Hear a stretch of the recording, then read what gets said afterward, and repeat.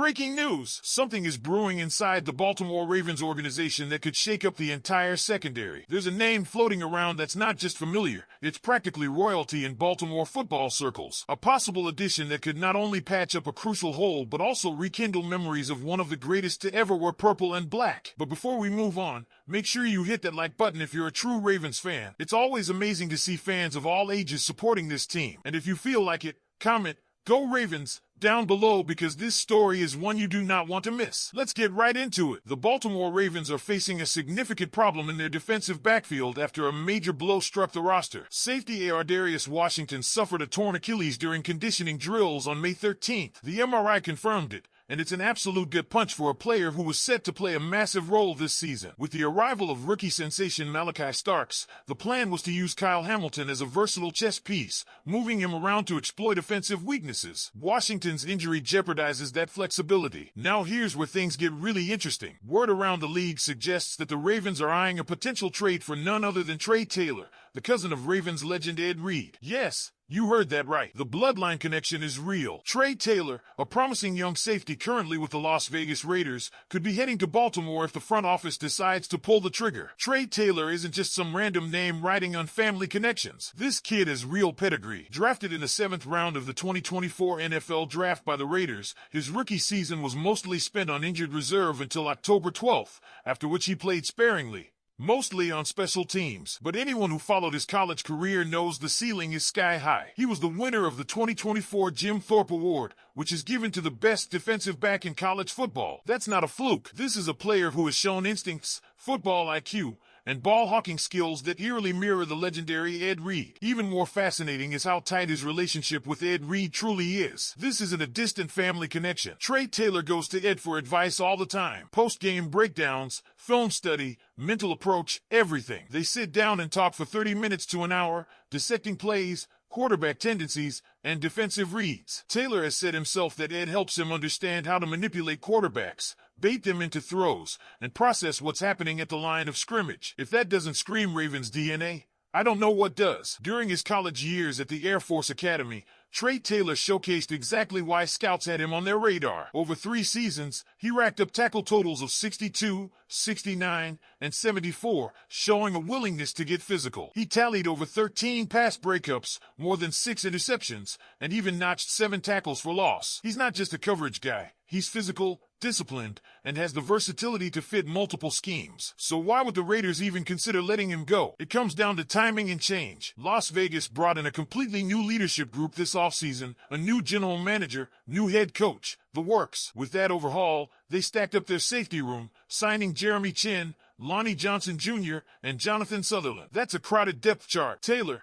drafted by the previous regime, might be the odd man out. Combine that with the typical NFL reality that 7th-round picks are often expendable assets, and the possibility of a trade becomes very real. But then comes the million-dollar question. Do the Ravens even want to pull the trigger? There are arguments both ways. On one hand, adding Taylor would restore flexibility to the defense. Kyle Hamilton could drop back into a nickel role, Marlon Humphrey could slide to the outside, and Nate Wiggins and Humphrey could lock down the perimeter while Malachi Starks and Taylor man the safety spots. That lineup sounds dangerous. On the other hand, there are more experienced free agents available who could fill the void immediately. Names like Justin Simmons and Julian Blackman are still on the market. Simmons, while not quite the ball hawk he was in Denver, still put up 62 tackles, 6 pass breakups, and 2 interceptions last season. Blackman had his struggles in coverage, allowing 374 yards and 2 touchdowns, but he also notched 3 interceptions. Either player could slot into this Ravens secondary without the growing pains that come with a rookie. Then there's the internal solution. Bo Braid and Sanusi Kane, 2 young safeties who made the 53-man roster last season, might already have the trust of the coaching staff. They performed well in preseason and know the system. Is the front office hesitant to give up draft capital when the answer might already be in-house? And that's where the debate really heats up. Should the Ravens honor the Reed family legacy and take a shot on Trey Taylor, betting on his upside and the invaluable mentorship of Ed Reed? Or do they play it safe, sign a proven veteran, and avoid the risk? What do you think, Ravens flock? Should Baltimore trade for Trey Taylor, or is sticking with Bo Braid, Sanusi Kane, or going after a free agent like Simmons or Blackman the smarter move? Let me know in the comments. There's another layer to this discussion that makes it even more compelling. When you look at Trey Taylor's style of play, it's not just that he's related to Ed Reed, it's how eerily similar his instincts are to the Hall of Famer. One of Taylor's most talked about traits is his ability to bait quarterbacks into making mistakes. He even described how 2 of his biggest interceptions in college came from simply manipulating the quarterback. He'd create just enough space between himself and the receiver to make the quarterback feel comfortable releasing the ball. The moment the quarterback committed,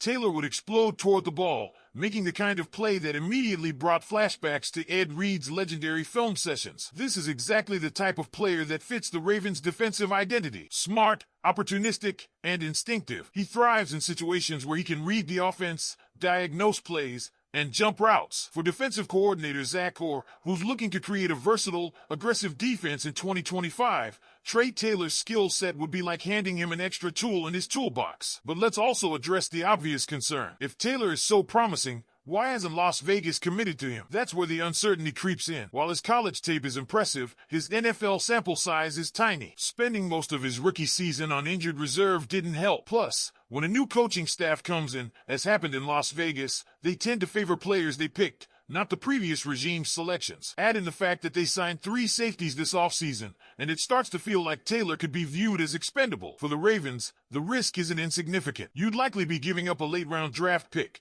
maybe a 6th or 7th rounder, for a player with potential but very little NFL experience. And Baltimore historically values its draft capital. This isn't an organization that throws away picks on a whim. Then there's the question of whether Baltimore is even desperate enough to make a move. Look at the depth chart right now. Kyle Hamilton and Malachi Starks are your starting safeties. Nate Wiggins and Jalen Armour-Davis are manning the outside corner positions, while Marlon Humphrey shifts inside to the nickel. If the Ravens brought in another safety, it could allow Humphrey to move back outside, forming a dangerous tandem with Wiggins. That flexibility might be too valuable to pass up. But again, the front office might be looking at Bo Braid and Sanusi Kane and saying, we already have the solution. Both players were kept on the 53-man roster for a reason. Braid especially showed flashes during preseason last year, and Kane has been praised for his football IQ and work ethic. Why disrupt the chemistry when you've got guys who already understand the scheme, the terminology, and the expectations? Financially, there's also the free agent route. Justin Simmons and Julian Blackman are still sitting on the open market. Simmons would cost more, no doubt,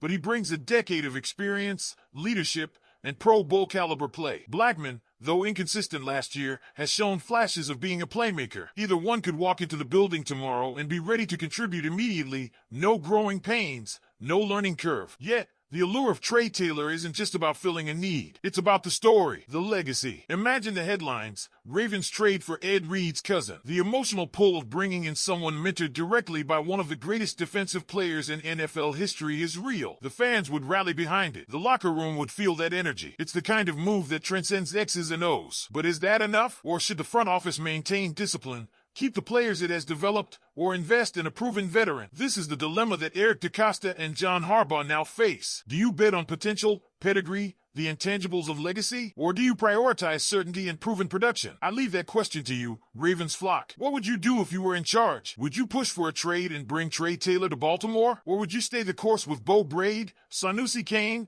or sign a veteran like Justin Simmons? Leave your thoughts in the comments, hit the like button, and subscribe to the channel. Go Ravens!